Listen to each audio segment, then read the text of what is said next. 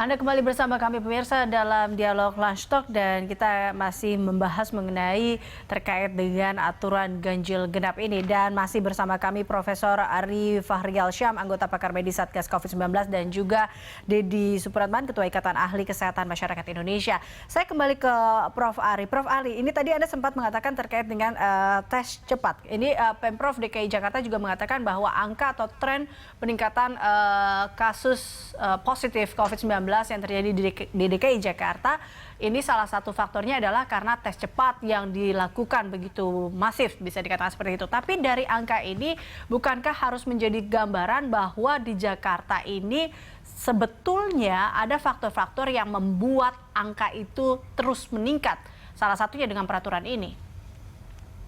Ya, jadi pertama tadi maksudnya bukan tes cepat, bukan rapid test, ya, jadi pemeriksaan swab ya, pemeriksaan swab karena number 4.000 tadi itu munculnya adalah nama 40.000 itu munculnya adalah dari dari swab ya. Karena kalau rapid test itu tidak dihitung, kalau dia positif dia harus konfirmasi lagi apakah swab PCR-nya, RT-PCR-nya itu positif atau tidak. Nah, sekarang begini, jadi buat kami kan melihatnya di dua hal nih, kalau mungkin dari sudut medisnya ya. Jadi kita melihat apakah pasien yang positif ini memang hasil dari tracing kah, atau memang pasien itu yang datang ke rumah sakit gitu. Nah ternyata apa yang saya sebutkan tadi, bahwa sebagian IGD juga sudah penuh sekarang. Dan kemudian sekarang udah susah mencari tempat ICU untuk pasien COVID di Jakarta ini.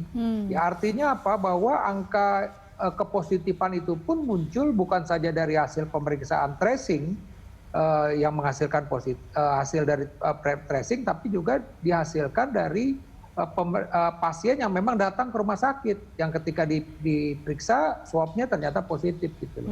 Jadi itu ya, kemudian ya tadi kita bicara soal bagaimana tertularnya, memang macam-macam tadi kan ya, beberapa terus terang memang perkantoran ini salah satunya.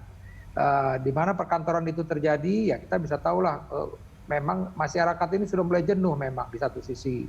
Dan kemudian abai, ya abai maksudnya apa ya, pada saat oke lah dia tidak memilih untuk tidak makan di luar, tapi dia makan di pantry bareng-bareng sama teman-temannya, buka makanan, makannya bersama-sama di ruang kerjanya, itu kan juga masalah.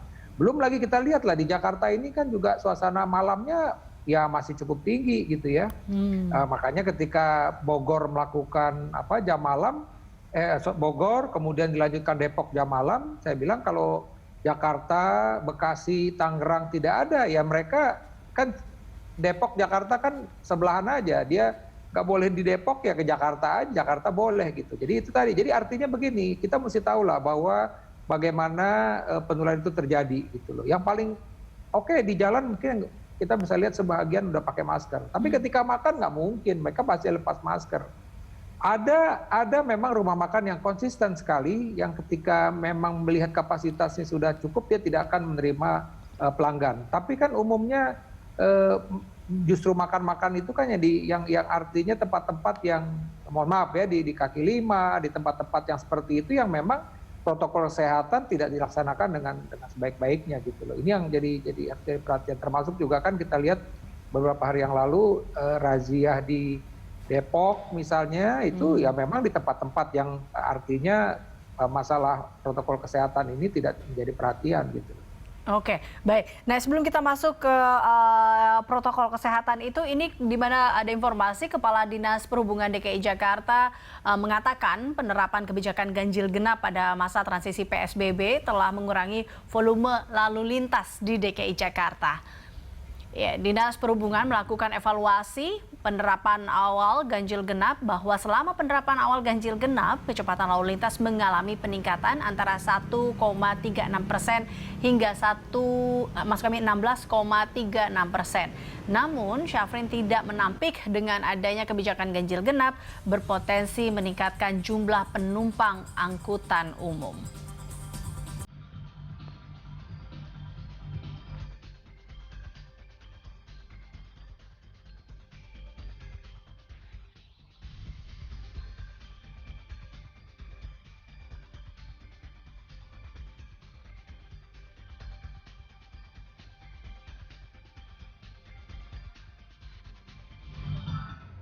Ya, ini saya ke Mas Dedi. Ini nampaknya juga ia tidak menampik bahwa ini akan meningkatkan pengguna transportasi umum walaupun terlihat bahwa lalu lintas agak sedikit lengang seperti itu.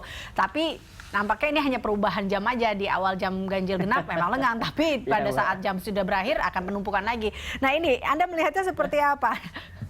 Ya, itu yang tadi saya sampaikan, kebijakan ini kan harus dilihat ini untuk membatasi mobilitas orang atau hanya untuk mengurangi kepadatan gitu. Kalau untuk mengurangi kepadatan berhasil itu pemerintah DKI Jakarta. Oke, harusnya Mungkin seperti apa sih saat ini sebenarnya Mas Dedi? Apakah apa yang tadi dikatakan oleh Prof. Ari, haruskah memang harus lebih tegas lagi dalam hal ini untuk protokol kesehatan? Karena ya tadi ada sebuah klaster-klaster baru, jangan sampai ini dengan adanya peraturan ganjil genap ini malah menumbuhkan sebuah klaster baru lagi atau klaster lama yang sebenarnya sudah mulai hilang, tumbuh lagi.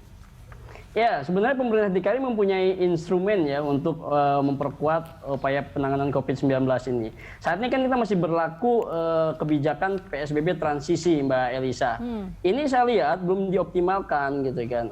Kalau memang yang ingin dibatasi adalah mobilitas orangnya, maka pemerintah DKI harus memperkuat pengawasannya.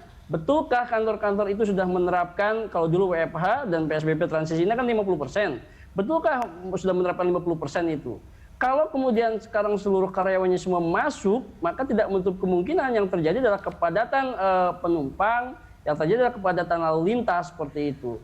Karena kan sekolah masih libur saat ini. Artinya harusnya lalu lintas masih relatif lengang seperti itu.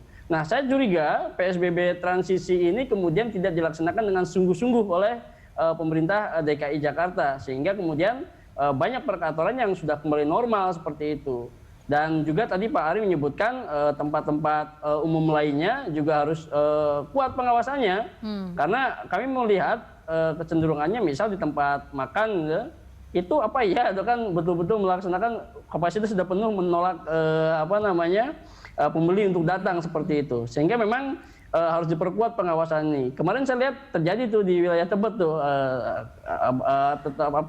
pelanggaran, tuh kan, dan Pemprovnya menindak. Hal yang semacam ini yang kemudian harus diterapkan. Kan masih melaksanakan PSBB transisi. Manfaatkan tools ini, karena saya lihat kalau kemudian kebijakan yang terjadi adalah ganjil genap, ini tidak menyelesaikan masalah. Yang terjadi adalah orang lari ke fasilitas publik. Karena apa?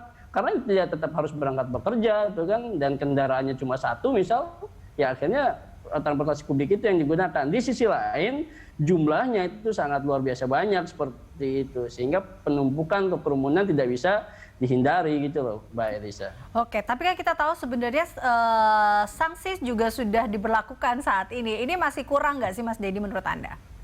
Ya, seperti yang selalu kami sampaikan, kita harus ada mix strategi, artinya jangan hanya melepaskan semuanya pada masyarakat.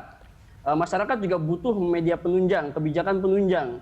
Misal tadi saya sampaikan, kalau kemudian sekarang diterapkan ganjil genap, tuh kan, masyarakat mungkin sudah menggunakan masker, tapi jaga jarak di transportasi publik itu sangat susah dihindari, Mbak Elisa.